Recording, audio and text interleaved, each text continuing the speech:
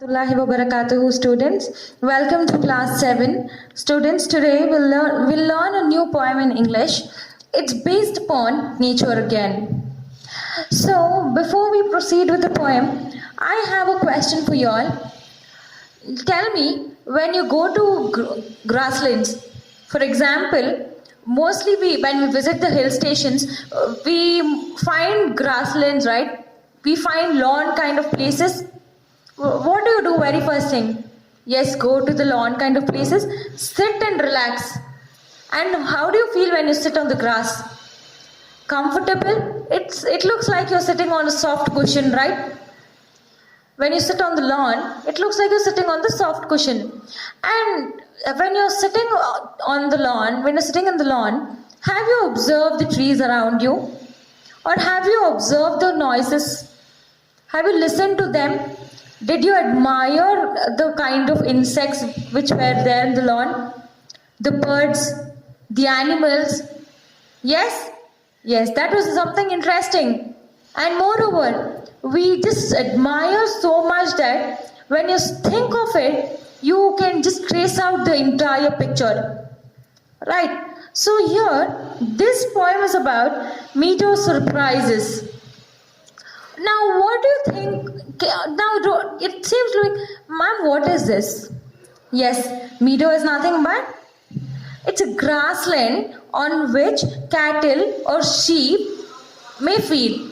See, wherever there is greenery, what is the very first thing the farmers do? They take them to the grassland and they leave them to graze all over. Why? Because they are going to feed themselves by the grass only, greenery. So the poet has composed the poem Meteor Surprises. So why do you think that a grassland has many surprises for us? Yeah, any guesses? So let's learn what surprises does a grassland have for us. So look into page 40 and page 41 also. Meadow Surprises by Louis Brand Phillips. Meadow Surprises by Louis Brand Phillips. Meadows have surprises. You can find them if you look. Walk softly through the velvet grass and listen by the brook.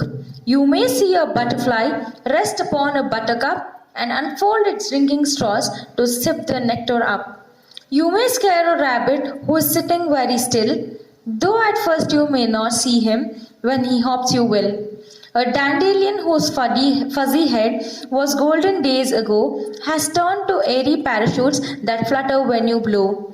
Explore that meadow houses the burrows in the ground, a nest beneath tall grasses, the ant's amazing mound. Oh, meadows have surprises and many things to tell. You may discover these yourself if you look and listen well. So, what did you understand, children? Yes? Okay, let's see what's given in the poem. Meadows have surprises. The poet is telling us that meadows, the grasslands, have many surprises for us. You may find them if you look. The poet is telling that if you look for the meadows, when you're in the grassland and if you observe all around, you can find them. Walk softly through the velvet grass. So the poet is telling us now, walk on the grass and observe. Just feel how it is. See, when you walk on lawn or obviously when you walk on the grassland, it looks like you're walking on a cushion. Right?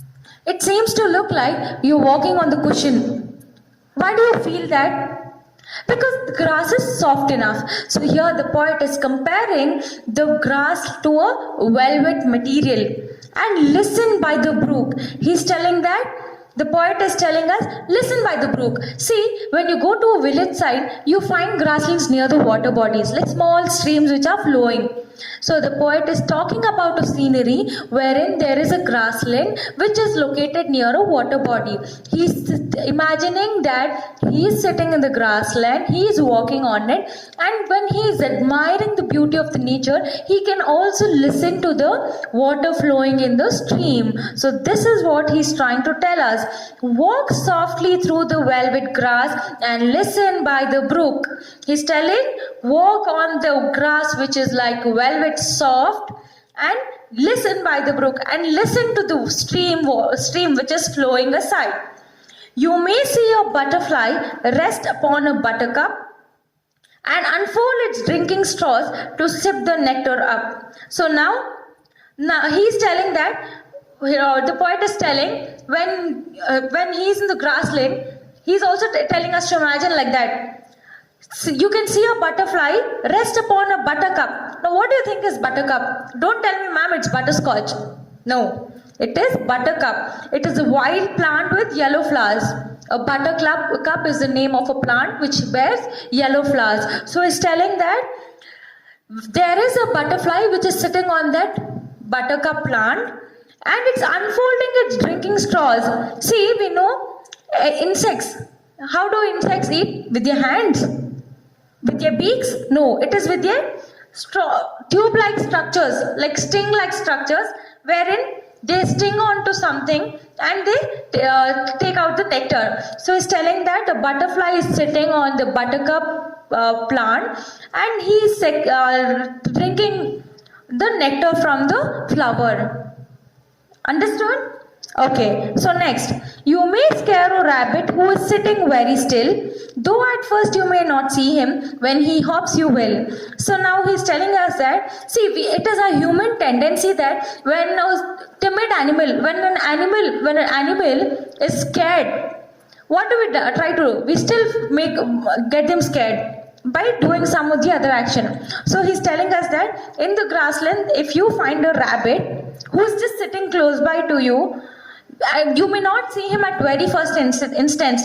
When you observe all around and when you can find him on the other side, you will try to chase him, and you can find him only when he gets scared and starts hopping. A rabbit also hops and goes to his burrow, right? So he's telling that human tendency is to scare the timid animals, and you can find the timid animals moving only when you go and irritate them. So this is what the poet is trying to tell us. He's just explaining the beauty of nature by taking one animal, one insect, one flower and one bird. Let's see what's there in the next stanza. A dandelion whose fuzzy head was golden days ago has turned to airy parachutes that flutter when you blow. So now what is dandelion? Again, see, we learned about buttercup. We know buttercup is also... Dandelion is also a small wild plant which bears yellow flowers again. So here the poet is explaining us about this plant and what happens to this. A dandelion whose fuzzy head. Fuzzy, what do you understand by the word fuzzy? It looks like very bushy. So dandelion's flower is very bushy because it has many yellow petals around it. Was golden days ago. This means the flower was very fresh when it was on the plant, and now it has turned to airy parachutes that flutter when you blow. So here the flower has dried, and when the wind blows, it moves from one side to the other. So the poet is trying to tell us that. So dried dandelion looks like this. Usually you would have found this in air at times. You get it in your hand, again you leave it. It's not those, I'm not talking about the feathers, I'm talking about these dandelions. A yellow flower which which dries up and looks like hair-like structure. And this flower has many petals which makes it look like a bush. So the poet is trying to tell us that a dandelion, when it was on the plant, very freshly grown, it looked very bushy. But now when days pass by, it has dried up and it starts flying in the air like parachutes. So this is what the poet is trying to tell us. So now, next stanza. Explore the meadow houses, the burrows in the ground, a nest beneath tall grasses, the ants' amazing mound. So now, the poet is telling us to explore the meadow houses. What do you think are meadow houses? The insects and animals or birds, they find a shelter for themselves in the grasslands. For sure, huge animals will go rest under the trees. The birds will live in the nest. Insects, they will go and insects are flying organisms, right? Like butterflies, mosquitoes, they keep moving. So he's telling that go and find out these houses of the animals and other insects. The burrows in the ground, go and search for the burrows, the holes in the grounds wherein rabbit lives. A nest beneath tall grasses. He's telling that the birds usually in grasslands do not build nest in the grasses. When there is a tall grass, there will be a nest in between it. So he's telling, go find it out. The ants' amazing mound. So see, we always tell it as ant hill. It's actually called as ant mound. Okay, so he's telling that go find for it. See students, it's very common. When you go to a grassland, you'll find all these things. But we cannot find everything in one place. When you start exploring, when you start walking, you'll find one thing on one place.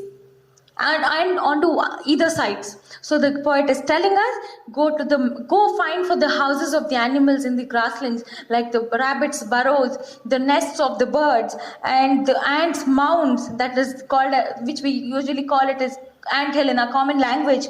And he's also telling to find the nests which are beneath the grasses, tall grasses. Understanding? Good. So let's go see the next stanza. Oh, meadows have surprises and many things to tell. He's telling that now if I continue telling, there are many surprises about the meadows, that is grasslands. You may discover these yourself. Even without me telling anything, you'll discover most of the things from the grasslands if you look and listen well. Why is the poet telling that if you look and listen well? Fine, you all will tell, ma'am, if we look, we can see. But why is the poet telling us to listen well? Yes, birds always chirp. And you can listen, if you listen carefully, then you can surely go to which place the bird has built its nest. And the poet has already mentioned in the first stanza that go and listen to the brook. This means listen carefully to the stream which is flowing nearby. So that is the reason the poet has told, if you look and listen well, you can explore more and more surprises in the meadows. I hope you've understood this poem. And we learned that we need to explore the nature as well, because nature has many surprises for us. Understood? Good. Thank you.